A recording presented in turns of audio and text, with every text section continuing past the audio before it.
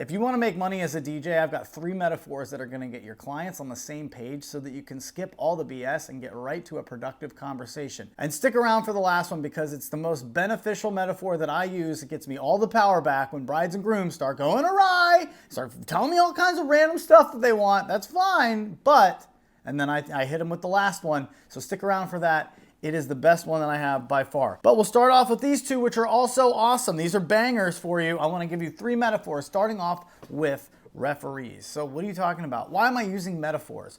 As a wedding DJ, which is where I make most of my money throughout the year, I book 55 to 75 weddings depending on the year. So somewhere in the 60 to 65 range is average. Yeah, that's a lot of freaking weddings, man. And I talk to a lot of different types of couples. So you have to establish a baseline of language that you guys are going to get. Like, I have to understand what they want before I can start giving them advice, right? So I like to use metaphors to get us on the same page once I start realizing things go awry. Here's a problem you're going to deal with. 100% of the couples that you're going to deal with have an opinion about their music, while also 100% of couples that are doing a first-time wedding don't know how to plan a wedding. So this is what you get as a DJ that's different than any other vendor, because some couples like to cook, some people don't. Some people think they're foodies, some people just don't care. Some people like to take photography, some people don't care about photos. Every single person has an opinion on what kind of music they like. That's where it's different. So you have to establish a baseline of like, okay, yes, what's best for you, but do we care about everyone else? And I use metaphors to bridge that gap. So let me give you the first one. First off, when people are booking DJs, when they say like, what's your DJ style? I always tell them, when you ask your other DJs and you're doing your homework, what's their DJ style? If they give you like a 1-word answer like trap or house or, R&B or whatever it is, run for the hills. Because as a wedding DJ, that's not the answer. It can't be. We have a lot of people that we've got to appease. We've got a lot of people that we want to get on the dance floor, different types of music. My style is a really good referee. And they're like, what? And I'm like, think of it this way. Do you guys like sports at all? And usually one of the 2 of them will be like, yeah. And even if they don't, you can be like, all right, well, you know what, still, you can probably understand this.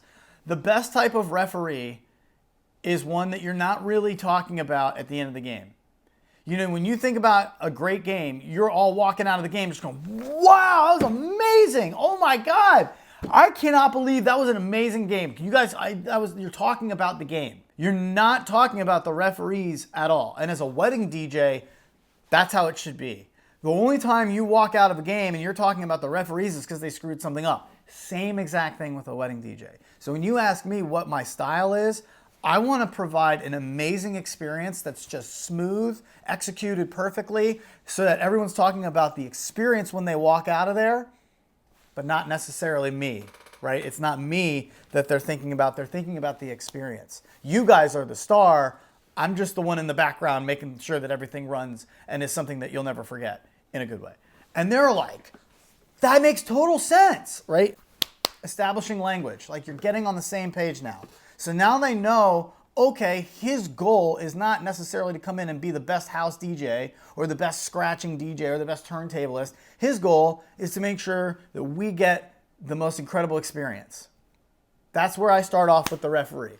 Then I move into gravy. And I use gravy when they start talking about unique tastes. And they're just like, we don't really want like the typical wedding stuff. Actually, we really love like punk. If you want to throw in some like Blink-182, All Time Low, Sum 41, Newfound Glory, Saves the Day, Thursday, and they just start rattling all these punk emo bands off. And you're just like, awesome.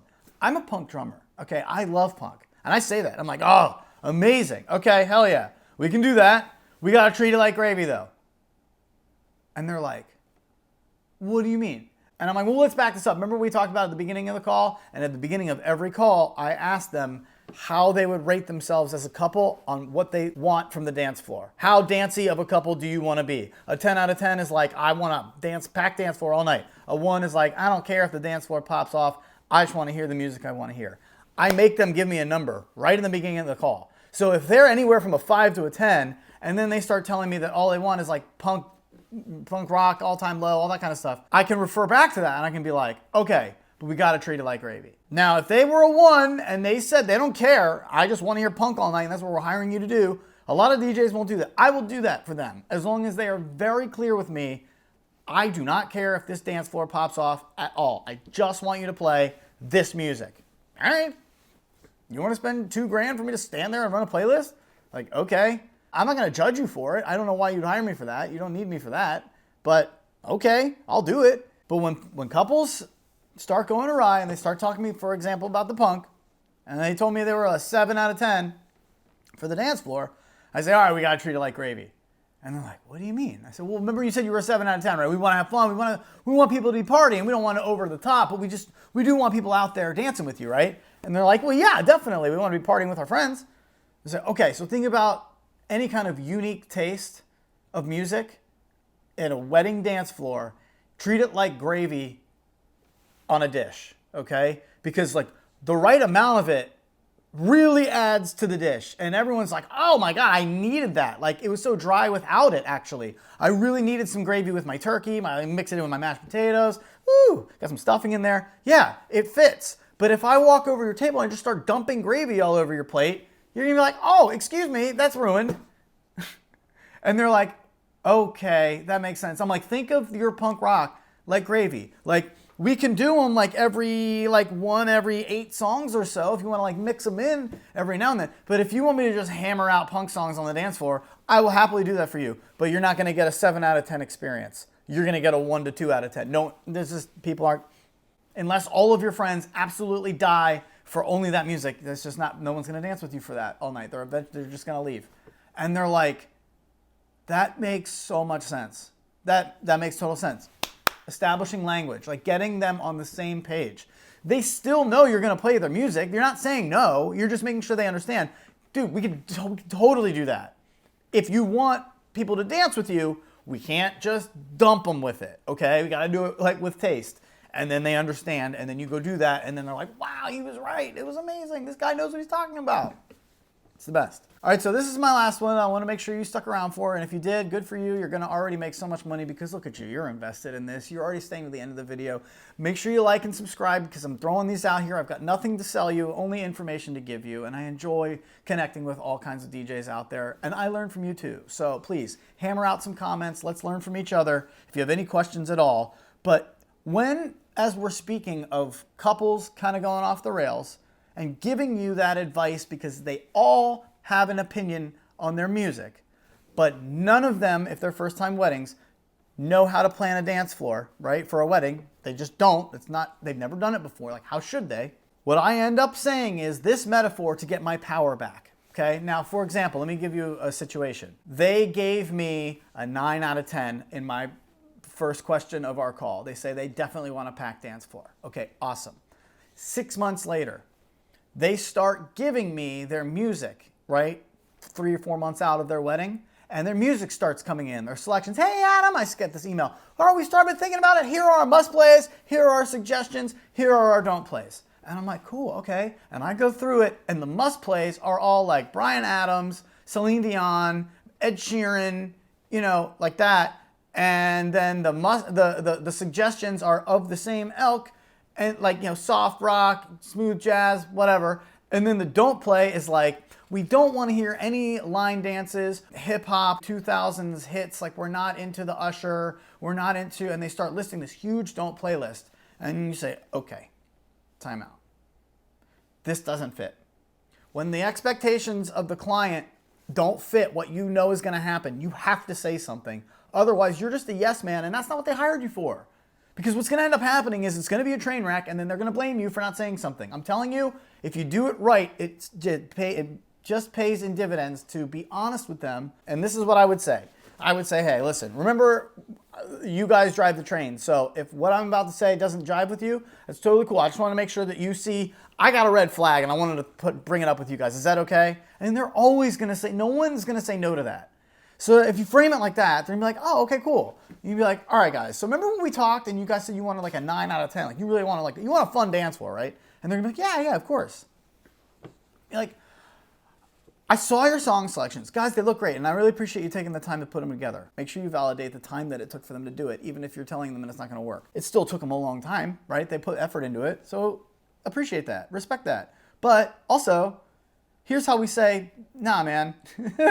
I would say, so I'm looking at this, and this is what I think. Like, everybody thinks they know music, and you know music. You know what you guys like. Of course you do. But when you want a packed dance floor, that's kind of what you hire me to sort of provide. So here's what I want to give you a little bit of a metaphor to sort of get on my wavelength and we can kind of figure out a solution. Like, did you go to the caterer and tell them what ingredients to use? And they're going to be like, huh?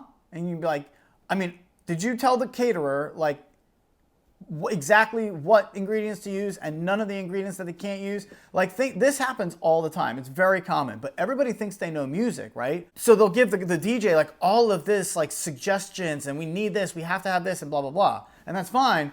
But how come you don't go up to the caterer and say, hey, listen, we only want you to use like this kind of sugar, this kind of flour. We don't want any salt. We don't want any pepper. Who would do that? You would go, you hire that caterer because they had great reviews and you want that food and you went and tasted their food and you experienced it and it was awesome. Then you hired them, but then you tell them to only use specific ingredients that they're not used to using and that they know typical people would want in their food. They're going to be like, all right, like I'll do that for you. I'll cook that food, but it's not going to be the same that you read the reviews about. It's not going to be like the tastings like that you experienced when you hired me. Like that's what you hired me for, isn't it? And then they're going to be like, oh yeah, go ahead and use all the ingredients you want. Doesn't matter. That's right. We shouldn't tell you how to cook the food, right? There's no way to say as a DJ, hey guys, you hired me to do this, to pack the dance floor for you. If you give me no room to do anything, what do you know? I know better than you about how to pack the dance floor. You can't. There's no way to say that without sounding like a prick. So what I do is I try to treat it like, well, like think about it like this. Like if I'm the caterer, you're not going to tell me all the ingredients that I have to use, right? Otherwise, I can't guarantee that it's the same food that you read in the reviews about. And they're just like, that makes sense. That makes total sense. And I'm like, so like we can use a lot of this, but like let's just kind of reel it in a little bit. Like I got to be able to use the most basic ingredients to keep a dance floor packed. You got to let me play. If it's no line dance is fine, but like some of the 2000s hits or something from Usher or like Bruno Mars or something. I cannot just play Ed Sheeran, Celine Dion, and Kenny G all night and then give you a 9 out of 10 experience on the dance floor. It's just not going to add up. This is what you paid for me to tell you, right? So if you can figure out how to say these things and get the couples on the same page, it's going to click in their brain like, oh yeah, right. We know what music we like, but we don't necessarily know what music will pack a dance floor. So if we said that was more important to us than hearing the music we want to hear all night, we better rely on our DJ to give us that experience and to use the expertise to go do that for us. And that's how you can earn that trust. I really hope this helps for you. Take some notes on this, practice it. Go back and look at the way that I delivered these things and really practice them in the mirror, because if you can get better at saying these things to your clients, you're gonna book so many more weddings, and you're gonna book weddings that you know people are gonna enjoy because you're always speaking from the same page. You're using common language, you have common expectations, and then you go and deliver those expectations and some. That's where it really starts kicking in for you, all right? I want your business to explode, and this is how it happens, all right? Good luck to you. I'm really excited for you. Put any questions you have below in the comments, and I'll see you on the next one. This is super fun for me to talk with all of you, and if you have anything that you think, suggestions for me that I can learn from, hey, I'm right here. I can always learn from you too. Appreciate you all. Later.